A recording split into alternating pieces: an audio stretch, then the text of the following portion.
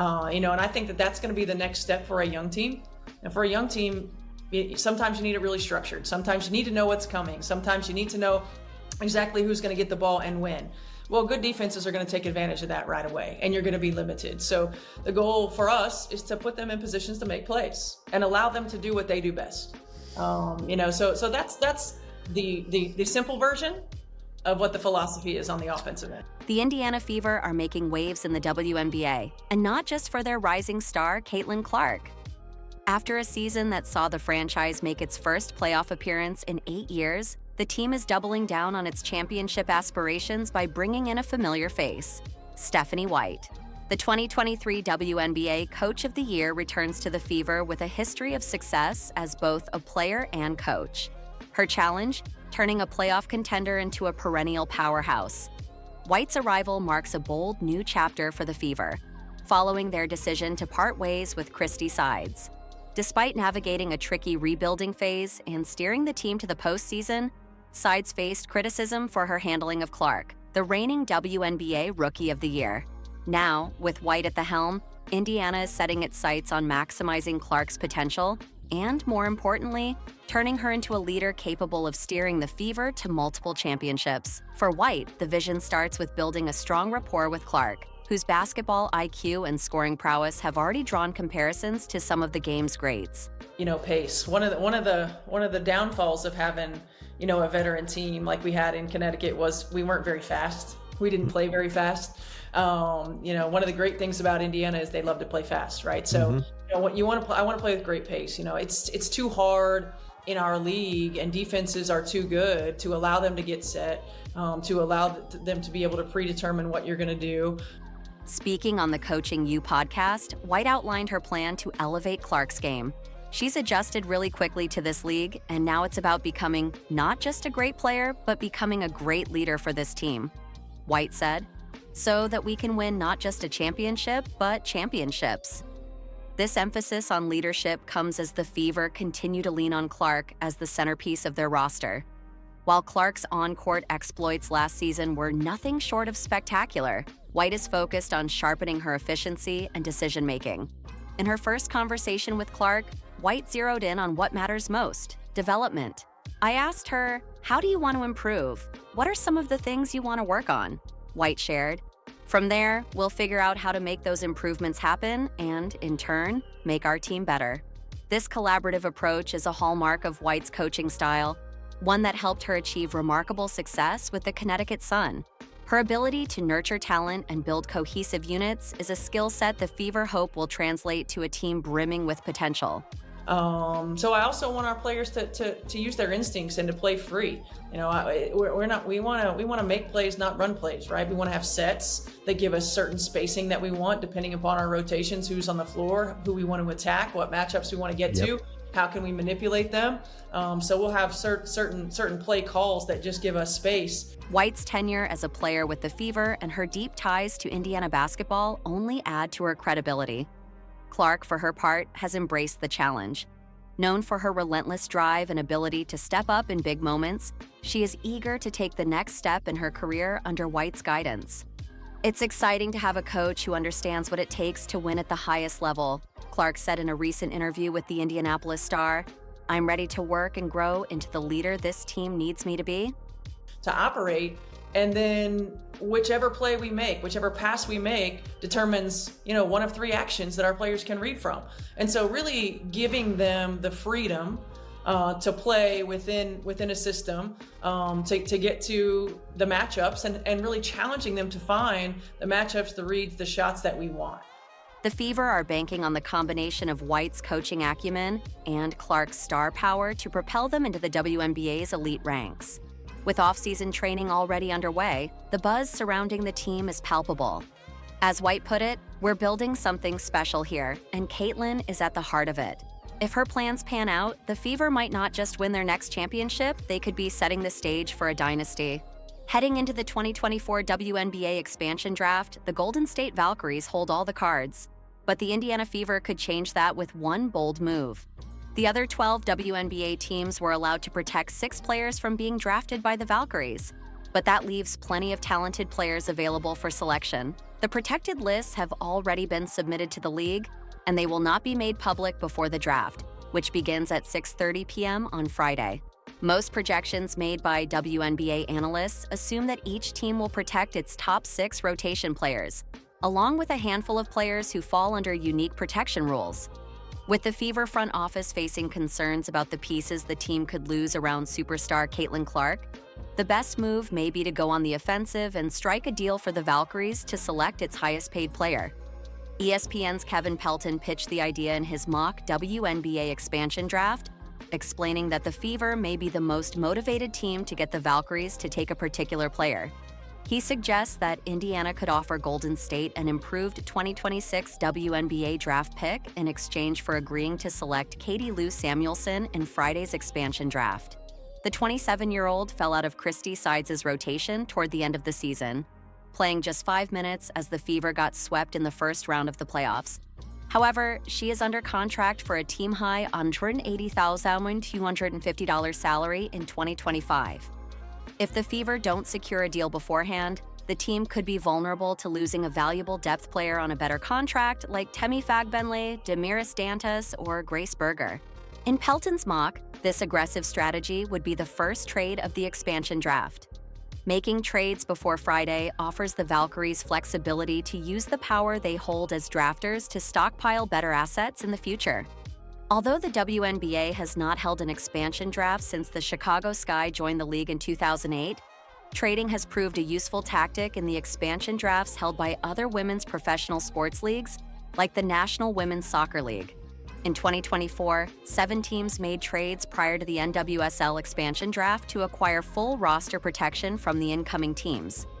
In this case, the Fever would sweeten the deal by offering a coveted future first-round draft pick so that it could offload its biggest contract. The new franchise would then have the option to waive Samuelson and bank the 2026 draft pick if it does not want to pay her. For Indiana, the draft picks are less valuable given the young core of former #1 overall picks Clark and Aaliyah Boston, who are still on rookie contracts. The move would free up cap space to sign win-now players who could speed up the team's trajectory toward being a WNBA contender. It's no secret that Caitlin Clark likes to have fun on social media. The Indiana Fever star is a known troll when it comes to poking fun at her teammates and friends on social media.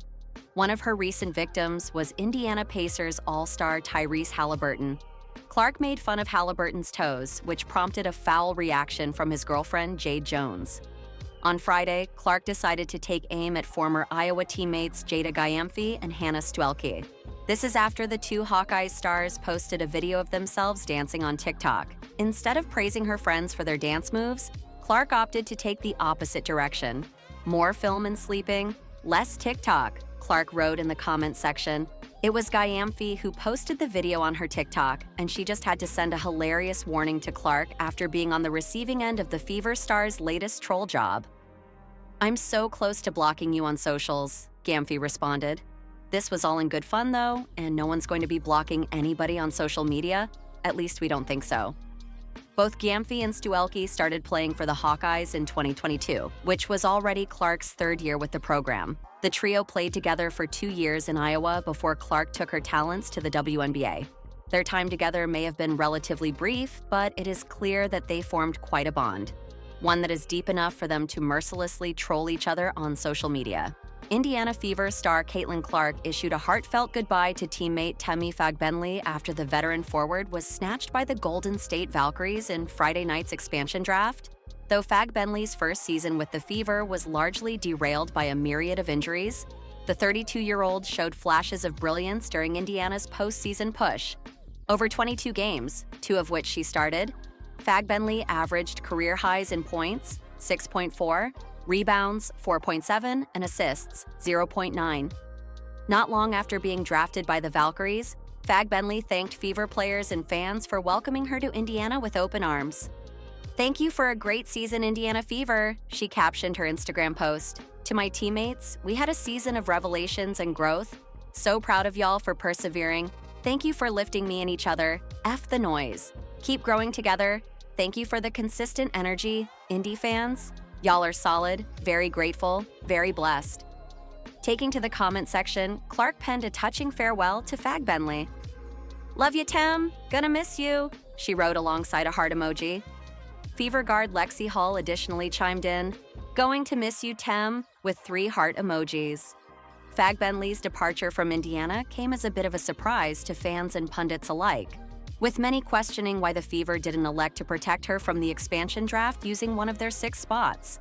The former USC standout was slated to become a restricted free agent this offseason following the expiration of her 1-year contract. Addressing the Fever's decision to not protect Fag Bentley alongside Clark, Kelsey Mitchell, Aaliyah Boston, Nalissa Smith, and Lexi Hull, WNBA Hall of Famer Rebecca Lobo said, "The most shocking thing to me is that Temi Fag Bentley was chosen. Not because she won't be a great fit out in Golden State, but I am just really surprised that the Indiana Fever did not choose to protect her." ESPN's Andrea Carter, meanwhile, insisted that Fag Bentley and Clark had the makings of a star duo. "We probably would have seen more growth from Temi Fag Bentley if she wasn't injured, but the connection between her and Caitlin Clark was undeniable. They were so much fun to watch," she said.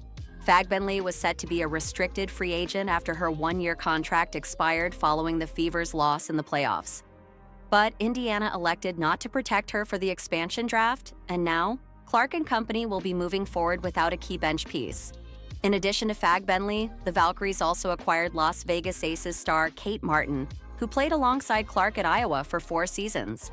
In 34 games, predominantly off the bench, she averaged 11.5 minutes, 2.6 points, 1.6 rebounds, and 0.9 assists. Clark promptly gave Martin her due praise once news of her move broke, writing on Instagram, "Let's go Cater Caitlin Clark might be out of the 2024 Paris Olympics." The possible reasons have shocked thousands of WNBA fans. Caitlin Clark won't play in 2024 Paris Olympics. Although she's been extraordinary during her first games in the WNBA with Indiana Fever, that might not be enough to get the call. This is the reason why, according to a shocking report by Christine Brennan, 2 other sources, both longtime U.S. basketball veterans with decades of experience in the women's game, told USA Today. Sports that concern over how Clark's millions of fans would react to what would likely be limited playing time on a stacked roster was a factor in the decision-making. Meanwhile, the men's national team is loaded with NBA stars. In fact, LeBron James and other veterans believe this is the greatest spotlight to show they're the best in the world. As a consequence, a huge debate has taken over social media.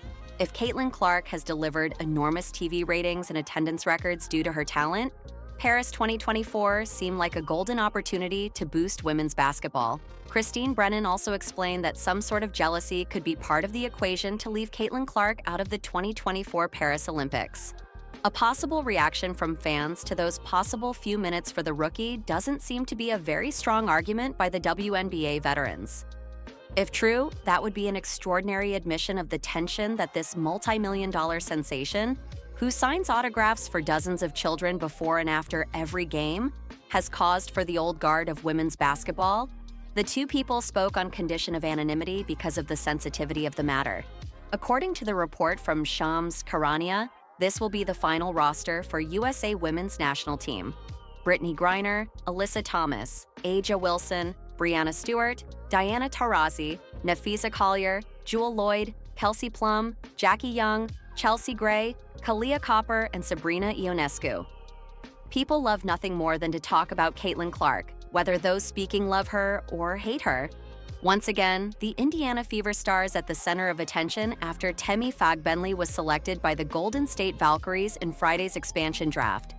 Seeing her leave the Fever, WNBA fans were left shocked that the Fever hadn't taken the decision to protect their backup center, which saw her picked up by Golden State. The new franchise, as per expansion rules, had the ability to select 1-player contract or negotiating rights from each of the pre-existing 12 teams, with Fag Bentley being their choice from the Fever. They chose 10 other players, only sparing the Seattle Storm. "Damn, Caitlin Clark ran her out of town," wrote one Twitter user. The sentiment continued along those lines, with many Indiana fans expressing their disappointment to see the back of Fag Bentley. "She's gonna be missed," wrote one fan, while also expressing some understanding of the decision earlier in the post. "Thank you for watching. Loved her defense and energy. Bad decision not to protect Temi." Boo hiss, wrote another fan, slightly oddly. I'm so confused by this. How is Temi not protected? Temi, you will be missed, added an enthusiastic Temi-loving other. While Clark is losing a friend in Fag Benley, she is seeing another make a move in the WNBA as Kate Martin was drafted by the Valkyries too. Martin had been with the Las Vegas Aces last year, but will move to Golden State now, as she was not protected either. The front office of the Indiana Fever has already put its off-season plan into motion, but it will meet an unconventional hurdle on Friday when the Golden State Valkyries start building their inaugural roster through the WNBA expansion draft. The Valkyries may select up to one player from each of the other 12 WNBA franchises from a pool of available players in a draft format. The other teams were allowed to protect 6 players from being drafted by the Valkyries. Those lists were submitted to the League Number 25, but will not be made public. Kelly Krauskopf, the Fever's president of business and basketball operations, has been through multiple expansion drafts before. She spoke openly with CBS Sports about how Friday's draft will impact the team's off-season plans to build around superstar Caitlin Clark. Krauskopf assured that the complicated process is nothing new for her. She was Indiana's original president and general manager from 2017, allowing her to see the expansion draft from multiple perspectives. She helped build the team's first roster in the 2000 WNBA expansion draft. She then had to play the defensive role in the 2006 edition and again in 2008, the last time the WNBA had an expansion draft. When the Fever started the offseason by hiring new head coach Stephanie White on November 1, Krauskopf knew that roster improvements would have to take a back seat until after the dust settled from the Valkyries expansion draft. There's not any nervousness, Krauskopf said. You're just preparing because you know you're going to lose a player off your roster, so you're looking at every aspect of what we can do if we lose somebody to shore up that spot. That's where the concerns come in. After Clark's brilliant rookie season, Indiana's first-round exit in the WNBA playoffs exposed a lack of depth on the bench behind the 2024 Rookie of the Year and her co-star in the front court, Aaliyah Boston. In the 2-0 series sweep by the Connecticut Sun, Clark only spent 4 minutes off the floor across the 2 games. In the elimination game, she played all 40 minutes, while former coach Christie Sides only used 3 players off the bench. While Clark, Boston, and 4 others will be protected on Friday, the players Golden State can choose from means that Indiana's bench will be depleted even more. Expansion drafts aren't always great for those of us who are trying to acquire a deep bench, Krauskopf said, expressing her well-informed concern. However, the experienced Fever president knows that the chaos of adding a new team to the league can work to their advantage too. On the flip side, it's an opportunity if you're creative, she said.